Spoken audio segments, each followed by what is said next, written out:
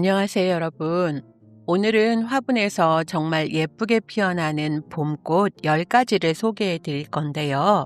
그 전에 딱 한 가지 먼저 이야기하고 싶어요. 왜 굳이 화분에 심어야 하나요? 노지에 그냥 심으면 되는 거 아니냐고 하시는 분들 계시잖아요. 근데요, 화분 재배만에 진짜 매력이 있거든요.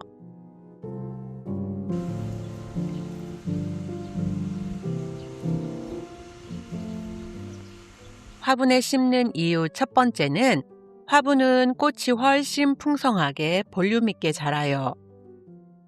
노지에 심으면 뿌리가 사방으로 퍼지면서 에너지가 분산되거든요. 화분은 그 에너지가 꽃과 잎으로 집중돼서 올라와요. 같은 꽃인데도 화분에 심으면 더 탐스럽고 꽉 차 보이는 이유가 바로 이거예요.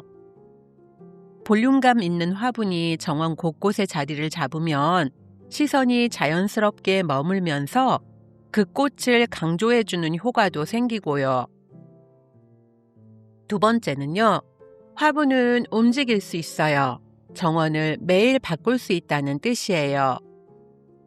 꽃이 한창인 화분은 정원이 가장 좋은 자리로, 꽃이 진 화분은 뒤로 빼주면 되거든요. 배치 하나만 바꿔도 정원 분위기가 완전히 달라져요.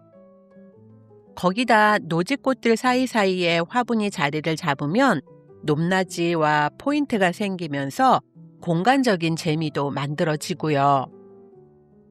개인적으로 이게 화분을 좋아하는 가장 큰 이유예요. 세 번째는 정원이 없어도 괜찮아요. 베란다만으로도 충분해요. 아파트 베란다, 옥상 한켠, 현관 앞 작은 공간, 화분만 있으면 어디든 나만이 정원이 될 수 있어요. 정원을 갖고 싶은데 공간이 없어서 포기했던 분들, 화분 몇 개로 시작해 보세요. 생각보다 훨씬 예뻐져요.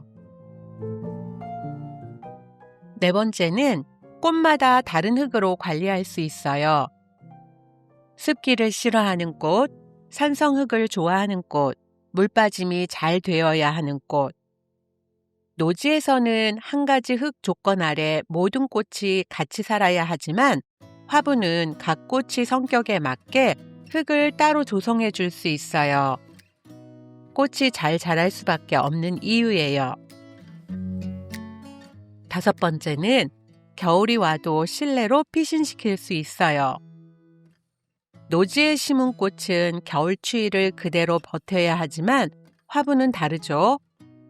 추위에 약한 아이들은 실내나 비닐하우스로 이동해서 겨울을 안전하게 넘길 수 있어요. 한 번 들인 꽃을 훨씬 오래 볼 수 있는 방법이에요. 그럼 이제 제가 직접 키워보고 자신 있게 추천하는 봄꽃 10가지 소개해 드릴게요. 첫 번째는 목마가렛입니다. 목마가렛은 봄 정원에서 가장 먼저 떠오르는 꽃이에요. 이른 봄부터 초여름까지 꽃이 풍성하게 피고 흰색, 노란색, 분홍색 등 품종도 정말 다양해요. 해마다 새 품종이 나와서 매번 또 사고 싶어지는 마성이 꽃이기도 하고요. 다만 여름 더위에 약하니까 그늘지고 바람이 잘 통하는 곳으로 옮겨줘요. 날이 선선해지면서 죽은 줄 알았던 가지에서 새싹이 올라오는 걸 볼 수 있어요. 여름만 잘 넘기면 다년생으로 계속 키울 수 있어요. 꽃이 지면 바로 꽃대를 잘라줘야 새 꽃이 올라와요. 과습은 금물이에요. 두 번째는 로벨리아예요. 나비처럼 하늘하늘 피는 꽃이에요. 파란색, 흰색, 분홍색 꽃이 수북하게 달리는데 봄이면 꼭 들이게 되는 아이 중 하나예요. 반양지에서도 잘 자라기 때문에 햇빛이 조금 부족한 자리에 놓아도 꽃을 잘 피워요. 화분 가장자리에 살짝 흘러내리는 모습이 특히 예쁘고요. 여름 고온 다습에 물을 수 있는데 그럴 때는 과감하게 가지치기 해주면 다시 꽃을 피워줘요.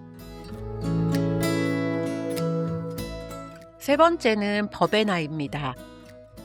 버베나는 한 번 들이면 오래오래 꽃을 볼 수 있는 꽃이에요.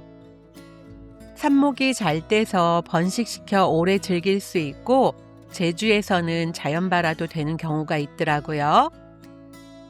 화분에서 키우면 어디 놓아도 주인공이 돼요.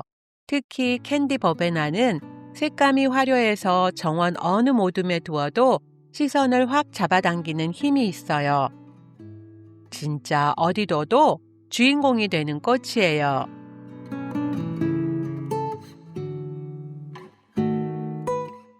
네 번째는 펜지 비올라입니다. 가을에 파종하면 봄에 꽃 얼굴을 하나씩 확인하는 재미가 있어요. 색이 워낙 다양해서 색 조합 맞춰 화분에 심는 즐거움이 따로 있고요. 저는 꽃색이 확인되는 순서대로 화분에 심어주고 있는데요. 사실 가을에 심은 아이들은 꽃을 확인하지 못하고 심었거든요. 그러다 보니 조합이 잘 어울리는 자리도 있고 이건 아닌데 싶은 자리도 생겼어요. 그래서 내년에는 파종할 때부터 색깔 구분해서 따로 파종하거나 꽃색을 확인하고 나서 자리를 정해서 심으려고요. 그래야 색 조합도 예쁘고 정원이 더 통일감 있게 꾸며지더라고요.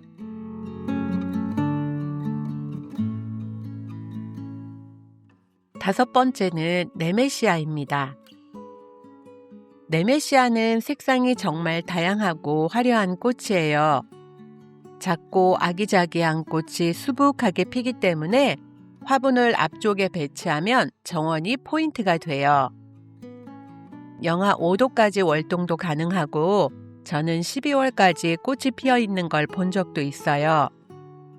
화분에서 콤팩트하게 피어서 화분과 정말 잘 어울리는 아이예요.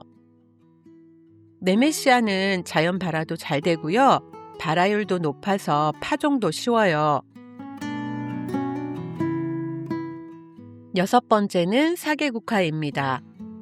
이름 그대로 거의 사계절 꽃을 볼 수 있는 아이예요. 작고 사랑스러운 분홍색, 보라색 꽃이 매력적인데요. 저는 보라색 꽃만 드리게 되더라고요.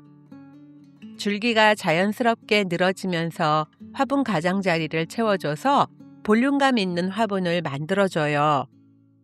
여름 직사광선이 강해지면 방그늘로 화분을 옮겨주기만 해도 가을에 또 꽃을 피워주는 정말 착한 꽃이에요. 제주에서는 화분에서 월동도 된답니다. 삽목도 정말 쉬워서 늘어진 줄기를 흙에 꽂아두면 뿌리가 내려요. 일곱 번째는 운간초입니다. 작고 앙증맞은 꽃이 매력적인 운간초예요. 처음에는 화분에 공간이 많아 보여도 금방 화분 가득 꽃이 차오르는 저력이 있는 아이예요. 습기를 싫어하기 때문에 얇고 넓은 화분에 심는 게 포인트예요. 배수가 잘 되는 환경을 만들어주면 봄부터 초여름까지 정말 예쁘게 피어져요. 전에는 여름이 되면 스르르 사라져버리는 아이라 들이지 않았었는데요. 봄에 딱 한 철만 보고 끝내도 전혀 아깝지 않은 꽃이에요. 여덟 번째는 제임스 브리테니아입니다. 올해 처음 발견한 꽃인데요.